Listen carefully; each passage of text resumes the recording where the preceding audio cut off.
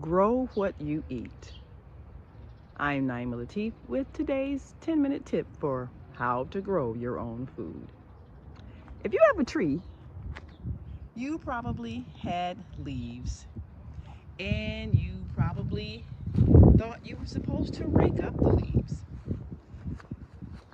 But unfortunately, we have been learning something that's incorrect. If you have leaves, the leaves are there to replenish the nutrients in the soil.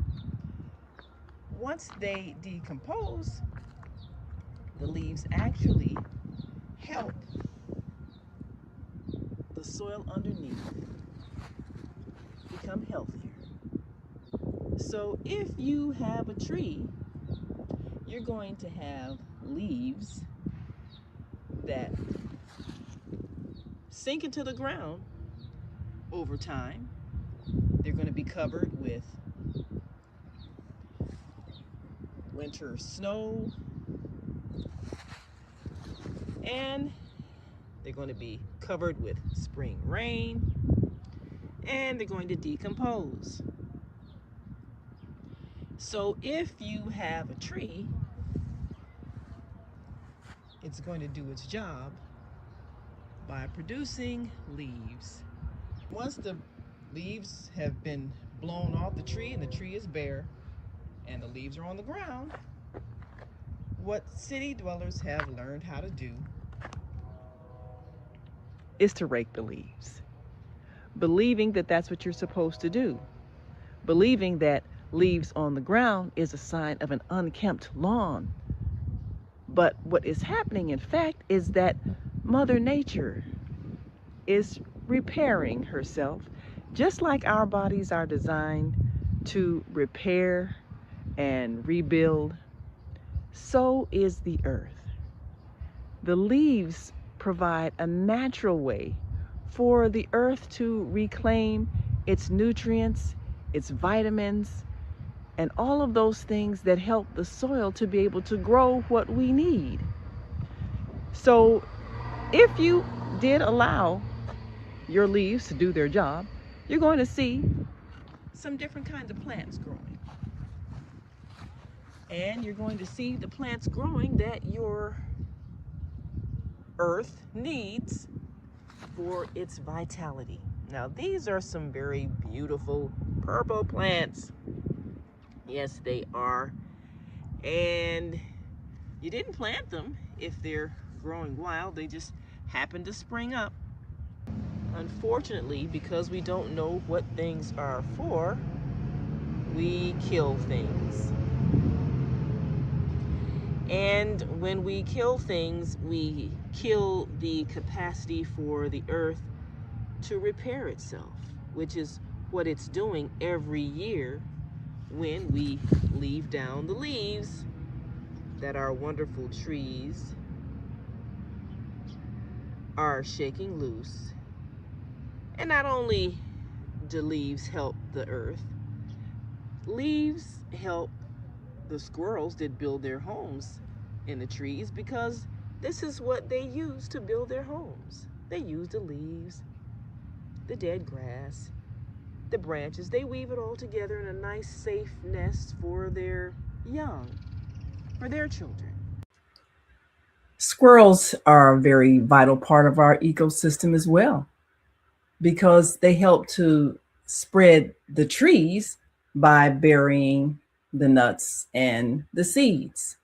That's what they do. They bury them for later. And then the ones they don't gather, those sprout up into new trees. So it's all one system, everyone working together. We just need to be a little more knowledgeable about all of the plants that are growing if we just left them alone.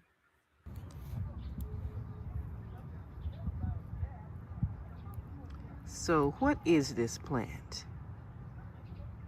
It is a common blue violet. And let's see, what does the common blue violet do?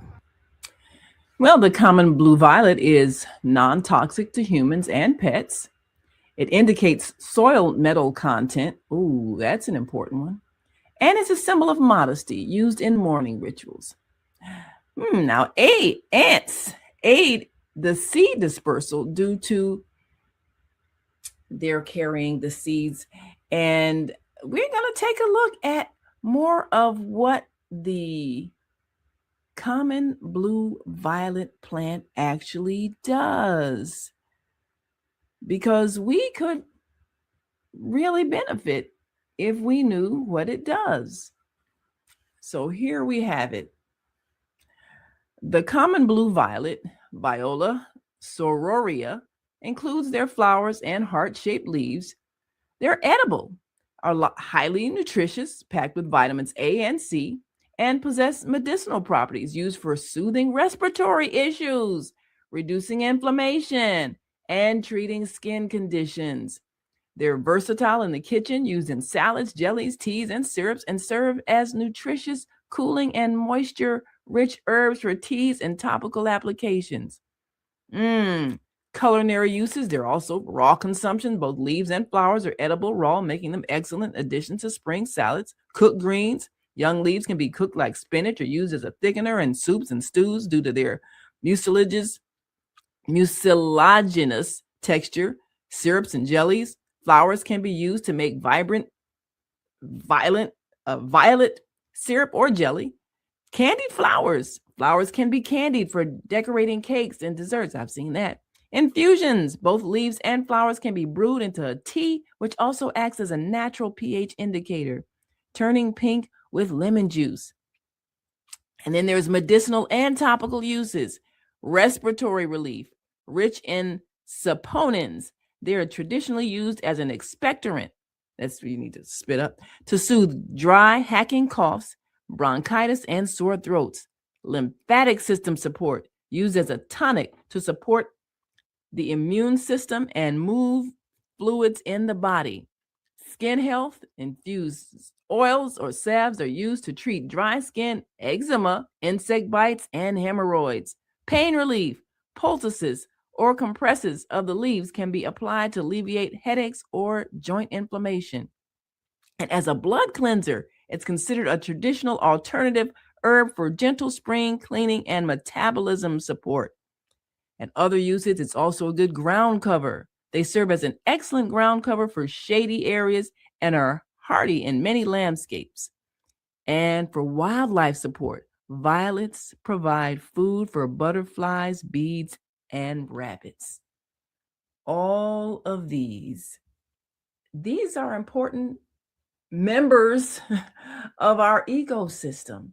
So we need to think about everything that's growing in the ground. It has a purpose. Don't just kill things. And remember to respect the leaves and their purpose. It's more than you think. If we just let nature do its job, we could benefit so much more. Every flower, every leaf has a meaning. It's teaching us something. If you see those violets growing in your soil where you're thinking of planting food, you may want to consider raised beds. Your soil might be contaminated with metals. Every plant has a purpose. Every plant is teaching us something. If we would just take the time to listen and learn, we can be a valuable part of this ecosystem, and we can contribute to the health and well-being of Mother Earth. I'm NAIMAH LATIF. Grow what you eat.